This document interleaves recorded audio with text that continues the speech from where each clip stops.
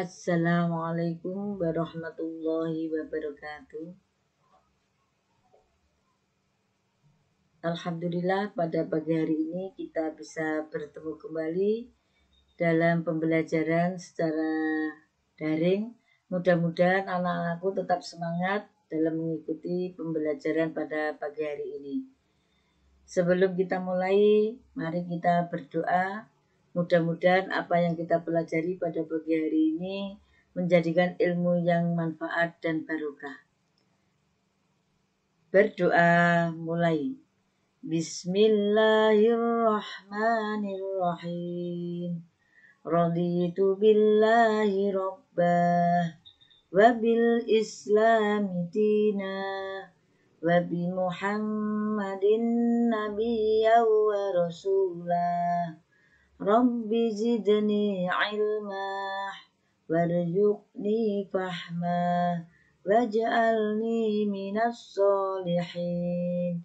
Amin. Anak-anakku semuanya, pada pembelajaran kali ini membahas tentang bab 7, yaitu meraih kesuksesan dengan optimis, ikhtiar, dan tawakal.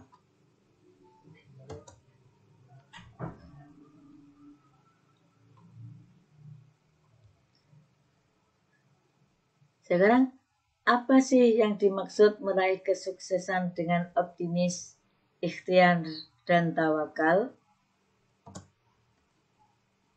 Mari kita cari tahu optimis, ikhtiar, dan tawakal. Optimis, ikhtiar, dan tawakal merupakan akhlak terpuji yang harus dimiliki setiap mukmin. Ketiganya menjadi kunci meraih kesuksesan hidup, baik di dunia maupun akhirat. Semua manusia pasti ingin meraih kesuksesan tersebut. Oleh karena itu, penting untuk mengamalkan ketiga sifat mulia dalam kehidupan sehari-hari. Sikap optimis akan menambah semangat dan kekuatan dalam meraih cita-cita. Tidak cukup hanya optimis, harus ada usaha nyata guna meraih cita-cita tersebut. Setelah berusaha sekuat tenaga dan berdoa, pasrahkan hasilnya kepada Allah Subhanahu wa ta'ala. Kepasrahan kepada Allah Subhanahu wa ta'ala akan membuat hidup kita tenang dan senantiasa bersyukur. Tidak sedikit orang yang berprasangka buruk kepada Allah Subhanahu wa ta'ala karena cita-cita atau keinginannya tidak tercapai. Allah Subhanahu wa ta'ala Maha berkehendak. Manusia hanya bisa berusaha, sedangkan Allah Subhanahu wa ta'ala yang menentukannya. Sekarang, apa itu optimis? Optimis adalah sifat orang yang memiliki harapan positif dalam menghadapi segala hal atau persoalan. Kebalikan dari optimis adalah pesimis, yang berarti sifat orang yang selalu berpandangan negatif dalam menghadapi segala hal atau persoalan. Sifat optimis termasuk sifat terpuji yang harus dimiliki seorang muslim. Karena sifat optimis akan selalu melahirkan pikiran positif dan prasangka baik kepada Allah. Adapun ciri-ciri orang yang bersifat optimis antara lain sebagai berikut. 1. Memiliki harapan yang baik pada saat sebelum melakukan sesuatu pekerjaan. 2. Melakukan sesuatu dengan sepenuh hati dan rasa senang. 3. Mensyukuri keberhasilannya dan mengevaluasi kekurangannya. 4. Melihat segala sesuatu sebagai sebuah kesempatan, peluang, dan kemungkinan. Yang kelima, dalam situasi sulit selalu menganggap masih ada kesempatan untuk berhasil. 6. Memiliki wajah berseri-seri dan mudah tersenyum. Itulah ya ciri-ciri orang yang optimis. Jadi orang yang optimis yaitu orang yang memiliki harapan positif dalam menghadapi segala hal atau persoalan.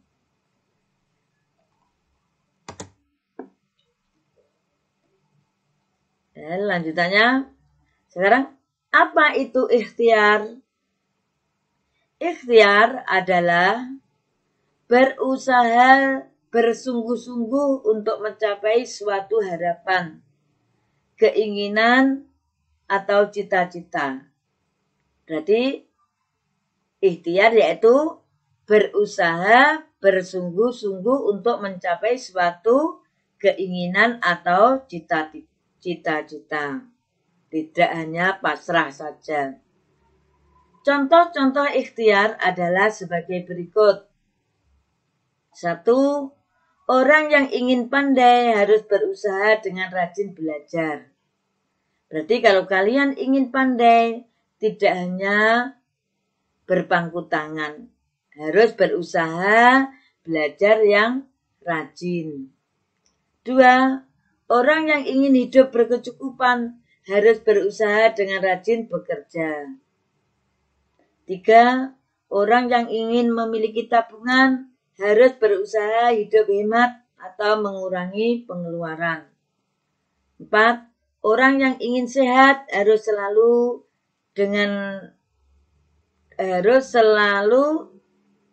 berusaha dengan rajin menjaga kebersihan dan berolahraga.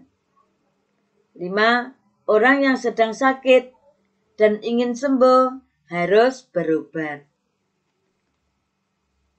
Itulah contoh-contoh ikhtiar.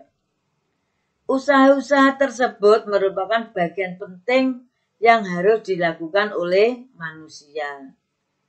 Berarti kita tidak hanya pasrah dengan takdir. Kita harus berusaha. Sekarang, apa itu tawakal?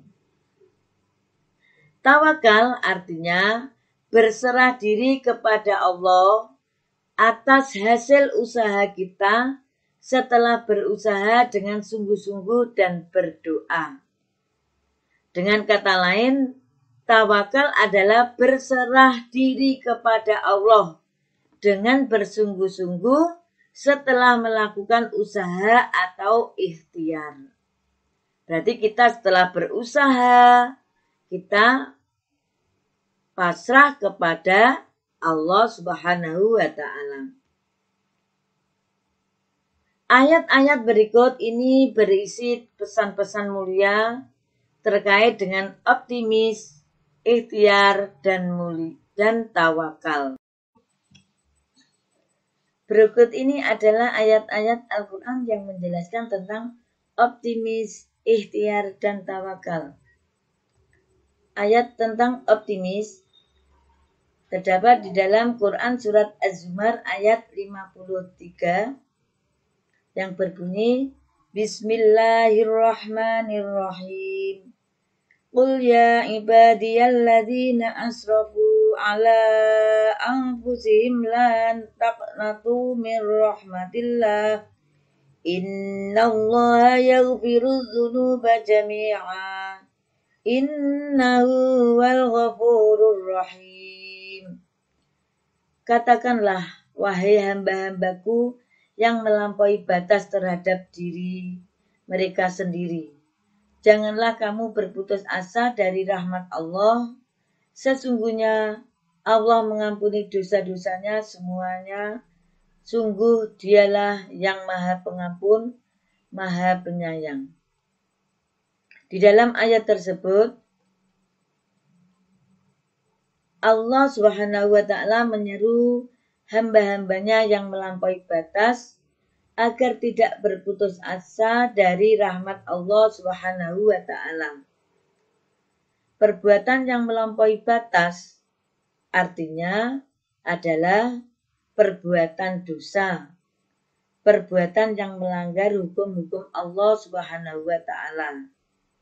Hukum dan ketentuan Allah tertulis di dalam Al-Quran dan hadis.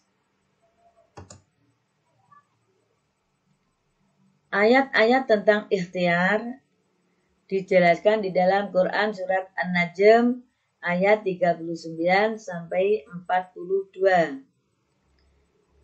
Bismillahirrahmanirrahim. Wa allaysa lil insani illa ma syaa wa anna sa'yahu sawfa yura thumma yujzahul jazaa'al awfa wa anna ila rabbika muntaha. Dan bahwa manusia hanya memperoleh apa yang telah diusahakannya, dan sesungguhnya usahanya itu kelak akan diperlihatkan kepadanya. Kemudian akan diberi balasan kepadanya dengan balasan yang paling sempurna. Dan sesungguhnya kepada Tuhanmu lah kesudahannya segala sesuatu. Quran surat An-Najm ayat 39 sampai 42. Melalui ayat ini Allah Subhanahu wa ta'ala berjanji akan memberi balasan sempurna kepada orang yang mau berusaha keras. Setiap usaha atau ikhtiar untuk memenuhi kebutuhan hidup hendaknya diawali dengan niat karena Allah Subhanahu wa ta'ala semata.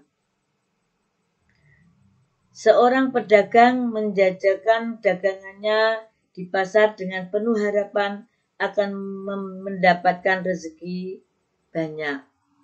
Demikian juga sebagai seorang siswa pergi ke sekolah dengan niat untuk thalabul ilmi, dengan niat yang ikhlas untuk thalabul ilmi, menghilangkan kebodohan, insya Allah akan dibalas oleh Allah dengan balasan yang sempurna. Apabila manusia itu mau berusaha. Sekarang ayat yang menjelaskan tentang tawakal diterangkan di dalam Quran surat Ali Imran ayat 159. Bismillahirrahmanirrahim. Fabima rahmatin minallahi lintalahum walau kunta faddan ghalidhal qalbi lang faddu min khawlik fa'fu anhum wastaghfir lahum wasafirhum fil amr fa idza azamta fatawakkal 'ala Allah innallaha yuhibbul mutawakkilin. Maka berkat rahmat Allah engkau Muhammad berlaku lemah lembut terhadap mereka.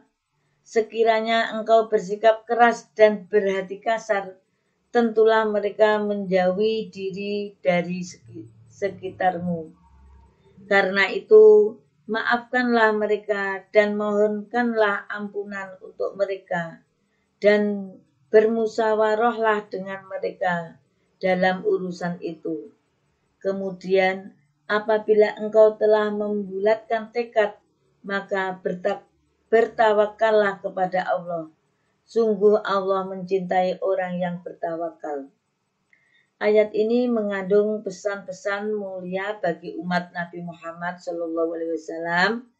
Melalui ayat ini, Allah Subhanahu wa ta'ala menyatakan bahwa Rasulullah SAW memiliki kepribadian yang lemah lembut, santun, dan berbudi pekerti luhur. Akhlak mulia Rasulullah SAW tersebut merupakan rahmat dari Allah Subhanahu wa ta'ala. Rahmat Allah Subhanahu wa ta'ala merupakan karunia sangat berharga bagi kehidupan seorang manusia. Kita harus berusaha dan berdoa supaya mendapatkan rahmat dari Allah Subhanahu wa Ta'ala.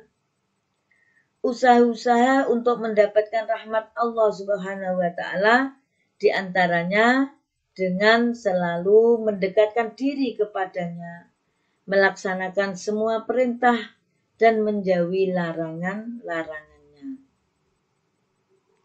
Demikian ayat-ayat ya yang menjelaskan tentang optimis, ya, ikhtiar dan tawakal. Di dalam bab ini juga menjelaskan tentang tajwid, yaitu membahas tentang bacaan qalqalah.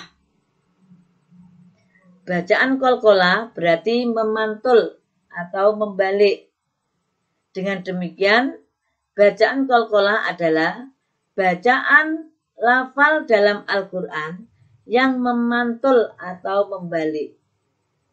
Adapun huruf qalqalah ada 5, yaitu ba, jim, dal, to, qaf. Saya ulangi, huruf qalqalah ada 5, ba, jim, dal, to, qaf. Atau disingkat lebih mudahnya baju di toko. Qalqalah dibagi menjadi 2, yaitu qalqalah sugro atau kecil dan qalqalah kubro.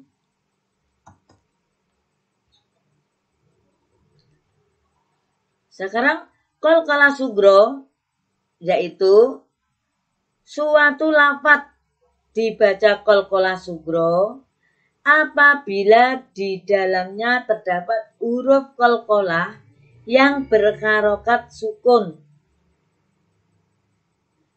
Kalau qalqalah kubro, suatu lafaz dibaca qalqalah kubro apabila di dalamnya terdapat huruf qalqalah yang berharokat hidup tetapi diwakofkan atau berhenti sehingga huruf qalqalah tersebut dibaca sukun. Contohnya qalqalah sugro tadrusuna, ada dal disukun di tengah kata.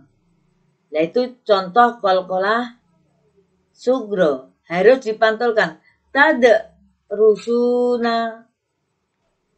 Contoh yang lain, baqliha, qafnya disukun di tengah kata. Kalau contoh qalqalah kubro, tabbat yada abi lahabin wa tab. Tulisannya watabba, tapi karena wakof banyak disukun. Watab. Nah, ini contoh qalqalah kubro, yaitu sebab wakof atau berhenti. Harokatnya tidak sukun, tapi dibaca sukun. Berarti ini contoh qalqalah kubro. Demikian pembelajaran pada pagi hari ini. Mari kita tutup dengan bacaan doa hamdalah bersama. Alhamdulillahirabbil alamin. Apabila ada kekurangan, saya mohon maaf. Ya, wassalamualaikum warahmatullahi wabarakatuh.